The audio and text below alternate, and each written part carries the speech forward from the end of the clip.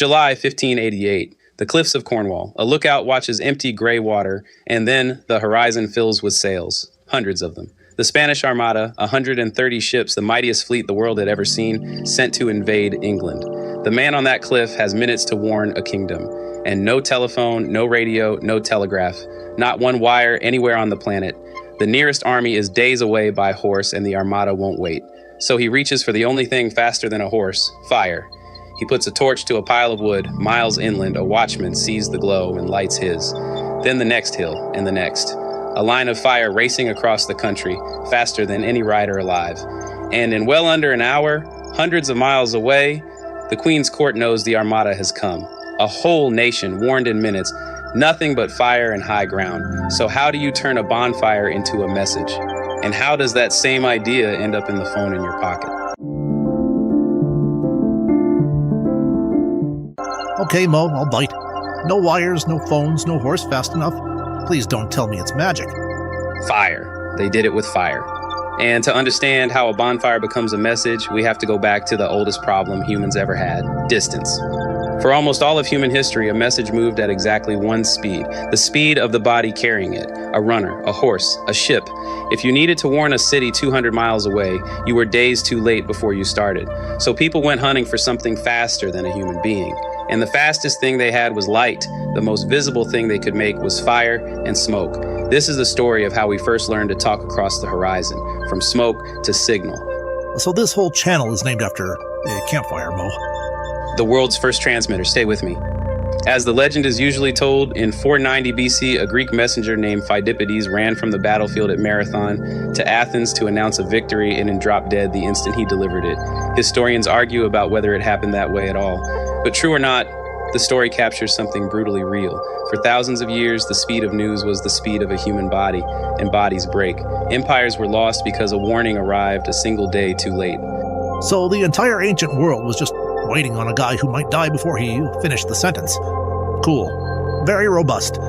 Fire solves the speed problem instantly. You can see it for miles, but fire has a catch.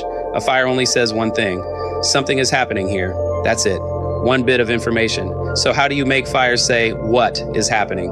You agree in advance. One fire means the enemy is coming. Two fires, they're coming by sea.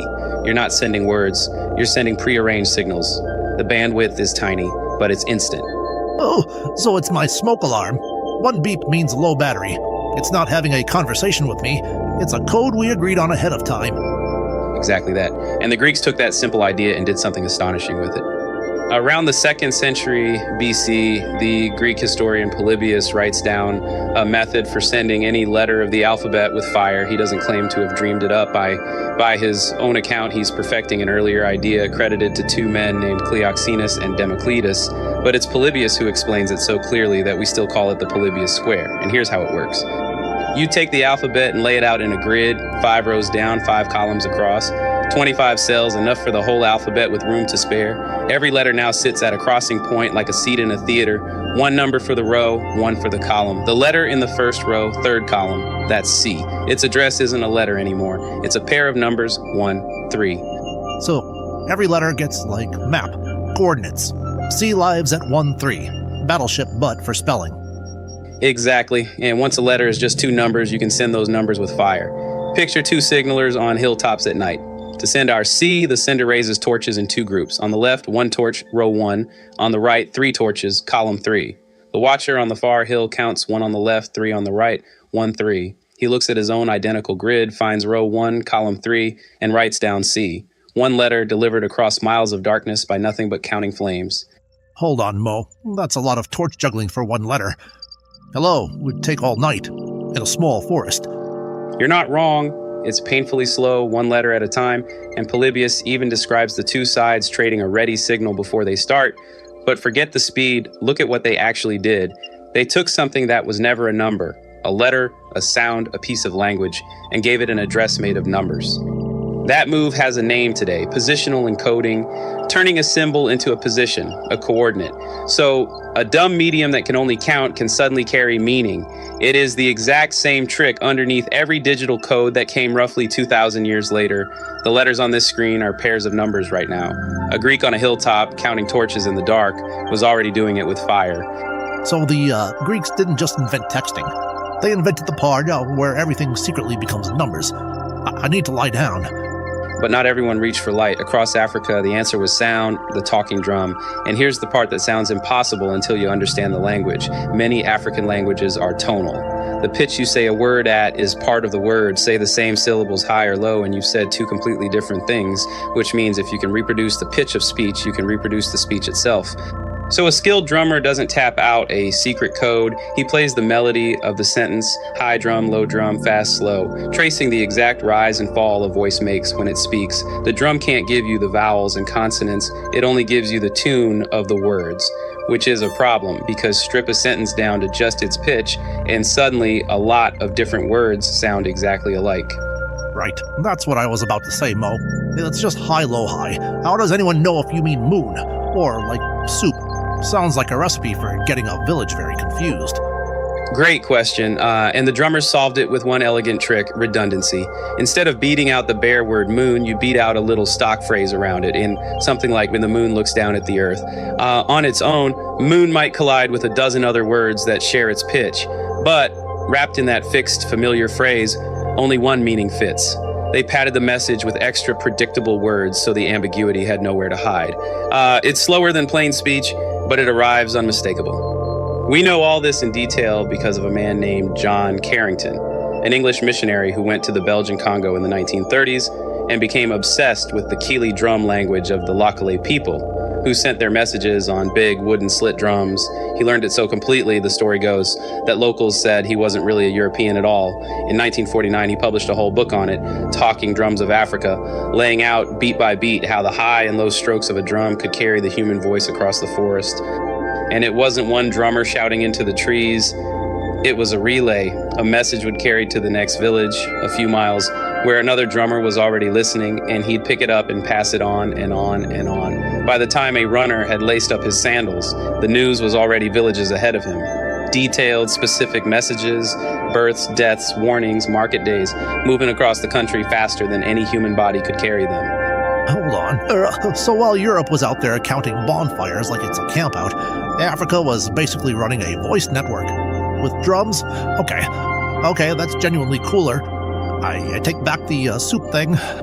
That's exactly it. Centuries before anyone built a microphone, African drummers had already figured out the deepest idea in all of telecommunications. Take the human voice, turn it into a signal, and throw that signal further than any voice could ever reach. Now back to the eye, and out to sea where fire was useless. You can't light a beacon on a wooden deck in a storm.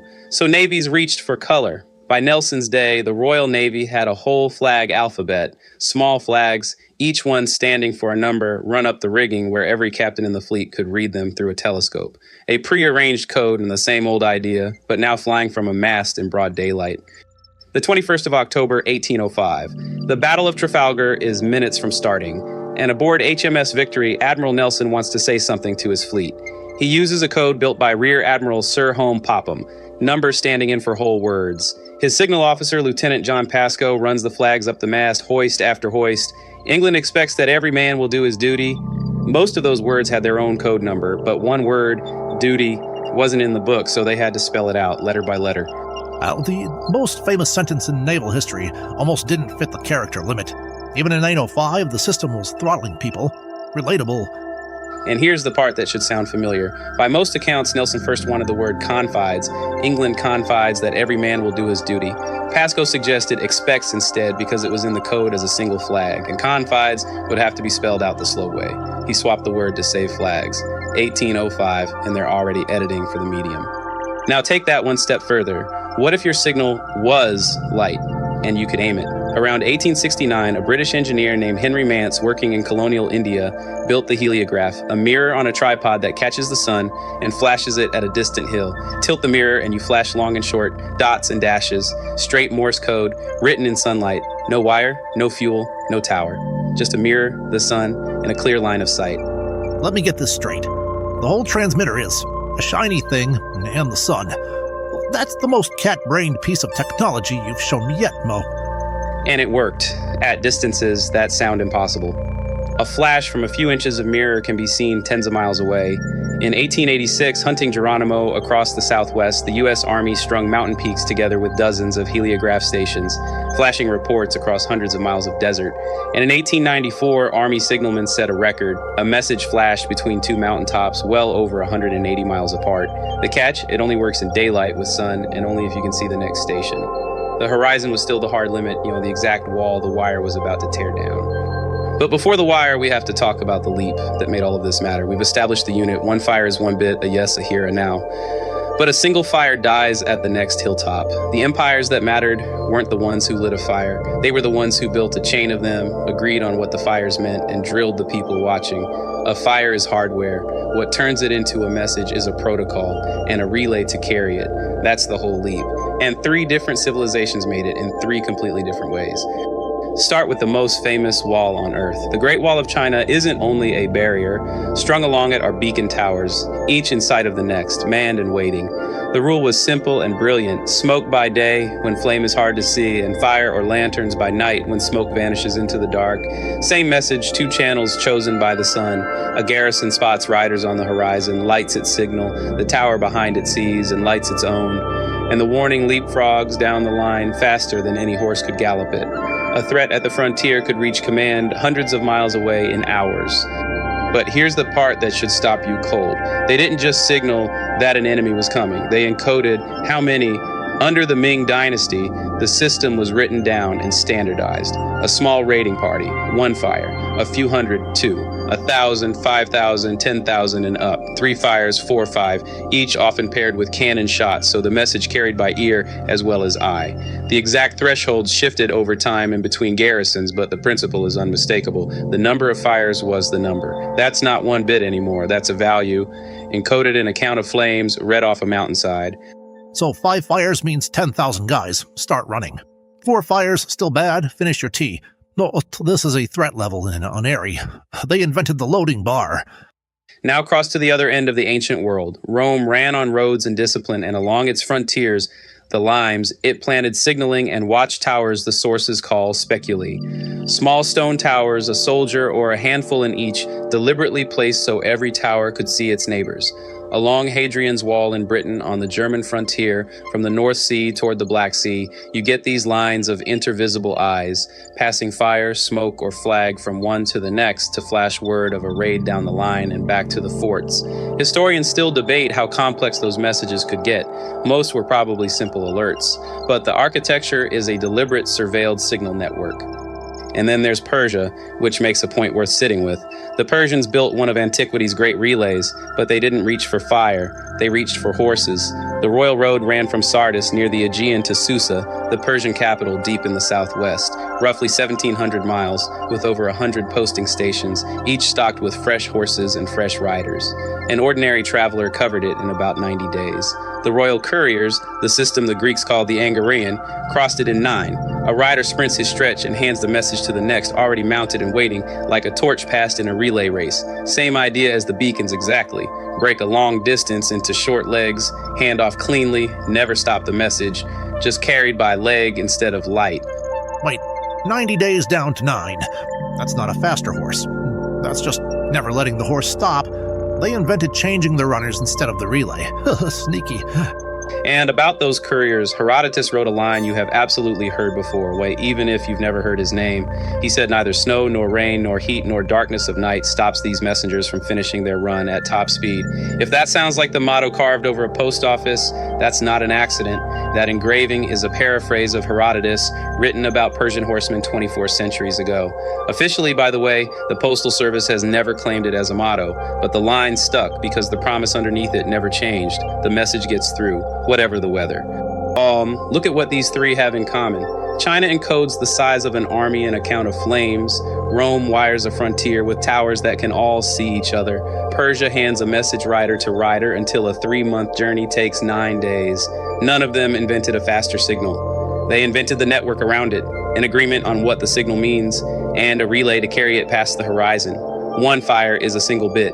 Protocol and relay are what turn a bit into a message, and a row of lonely fires into the first thing on Earth that ever worked like the internet.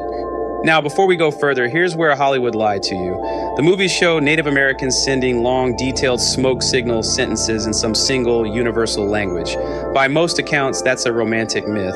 Real smoke signals, used by many different and entirely distinct nations, were typically local, prearranged codes. A column of smoke that meant one thing to one people could mean something else entirely to another, or nothing at all. Powerful but specific, much closer to the one-fire, two-fire system than to a shared written language. It was the talking drums of West Africa that came closest to carrying true speech. So the drums out-texted the smoke. Noted, Team Drum. And then, right on the edge of the electric age, came the masterpiece. Picture France in the 1790s, revolution, war on every border, and a young engineer named Claude Chappe with one obsession, beating the speed of a horse. He builds a tower, and on top, a tall wooden beam with two jointed arms on the ends, like a giant figure throwing shapes against the sky. Each position of those arms is a code. Then he builds another tower a few miles away in line of sight. An operator there watches the first through a telescope and copies the shape exactly. Then the next tower copies him, and the message walks across the country, posture by posture, hill by hill. And here's the elegant part. The arms could hold dozens of distinct positions, and Chappe paired them with a code book.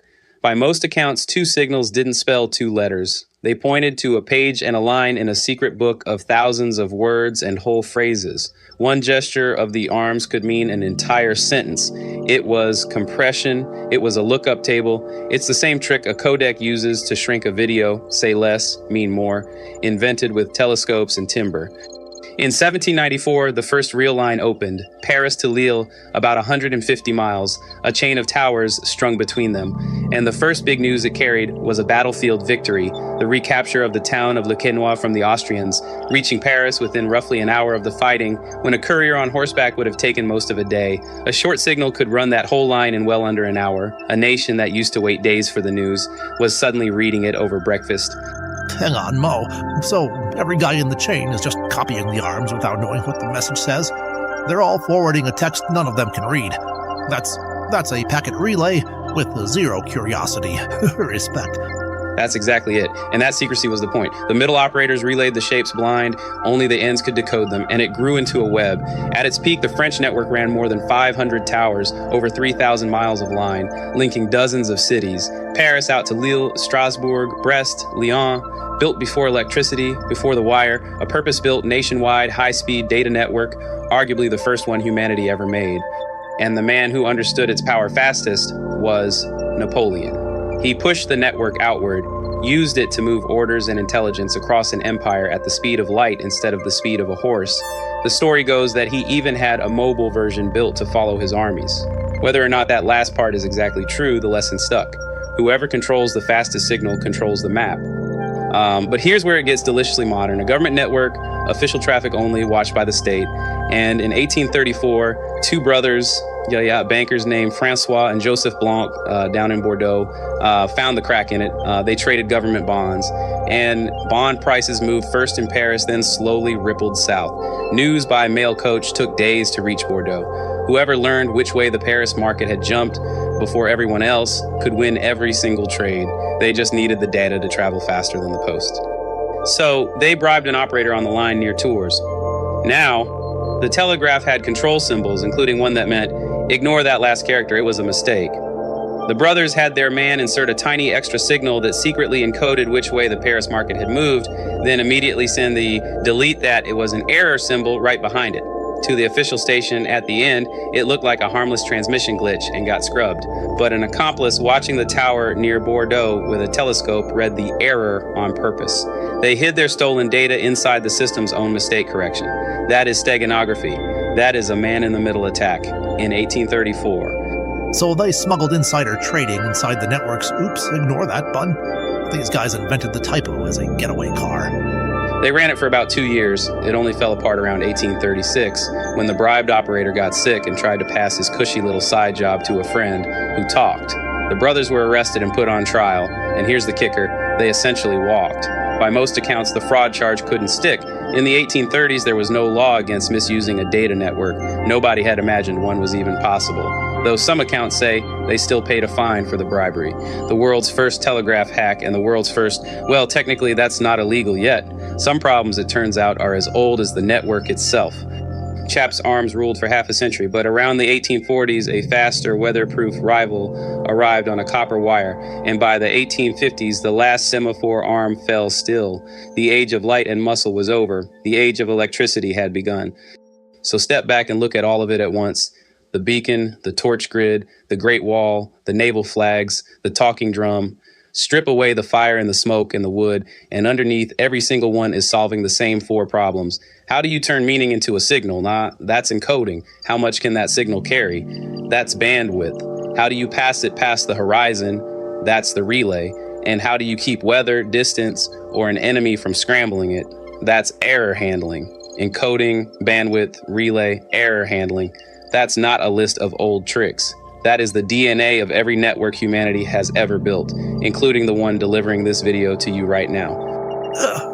So you're saying, Mo, the guy with 2 torches in 200 BC and the Wi-Fi router I yell at every night are running the same 4-part playbook? The exact same 4. We didn't invent those problems with the internet. We inherited them from people standing on hills. All we ever did was find faster, cleaner ways to answer the same 4 questions. But notice what every one of these systems still had in common. Fire, drum, semaphore, arm, all of them. They needed a clear line of sight or earshot, and daylight or a clear night, and a human being awake at every single relay. They were prisoners of light and muscle and weather. And then in the 1830s and 40s, a man named Samuel Morse and others did something that broke that chain entirely. They stopped sending light and started sending electricity down a wire, dots and dashes, Morse code, a clean, agreed upon encoding, racing along copper at nearly the speed of light in daylight or pitch dark, through fog, rain, anything. The hilltop beacon had finally come indoors, and the towers went dark because the wire didn't need them. But a wire has its own prison. You have to lay it. Every mile of message needs a mile of physical copper, and you cannot run a wire to a ship in the middle of the ocean. So the last question was the boldest anyone had ever asked. What if you could send that same code, those same dots and dashes, with no wire at all? What if you could throw a signal straight through the open air, the way the beacon threw light, but invisibly for hundreds of miles? At the turn of the 20th century, a young inventor named Guglielmo Marconi set out to do exactly that. And the first thing he ever sent across an ocean with it was a single letter in Morse code. The air itself was about to start carrying our signals. And here's where this stops being history and starts being my actual day job. Once Marconi proved you could signal through open air, everyone wanted to, but the air is one shared space. If 2 transmitters shout on the same frequency at the same time, they garble each other. The exact same problem as 2 beacon hills lighting fires you can't tell apart. So humanity had to do on a planetary scale what those ancient signalers did on a single ridge line. Agree in advance on who gets to signal, on what frequency, when, and how. We call that invisible map of frequencies the radio spectrum, and managing it, coordinating it so the signals don't collide, is a real and ongoing job. The radio spectrum is the modern beacon hill. Every device you own is just waiting its turn to light a fire on it. Wait, so your whole career, Mo, is basically being the guy who tells everybody's bonfires to take turns so they stop blinding each other? That is a shockingly accurate job description. Millions of fires, 1 hilltop, and a rule book so they don't drown each other out. For thousands of years, we answered the same 4 questions with whatever we had: fire, smoke, drum skin, a wooden arm on a tower. Then we learned to answer them with electricity, and then with invisible waves in the open air. The medium changed beyond recognition. The 4 questions never changed at all. We are still that lookout on the hilltop, building the brightest fire we can, trusting that someone far away is watching the right patch of sky, from smoke to signal. Even the smoky ones. Every signal has a story. Next, the fire leaves the hilltop for good. No wire, no flame, no line of sight, just an invisible wave, and one man stubborn enough to bet that the empty air could carry a human message across an entire ocean. That's the channel's first story, the man who made the air speak. If you want the rest of this journey, how that signal became radio, satellites, and the fight over the airwaves, subscribe, because that's the whole ride we're on. 1 episodes early and a few things the public never sees. Join the Smoke Signal Society and link below. And if you work in this world for real and need spectrum or regulatory help, there's a separate link for that too.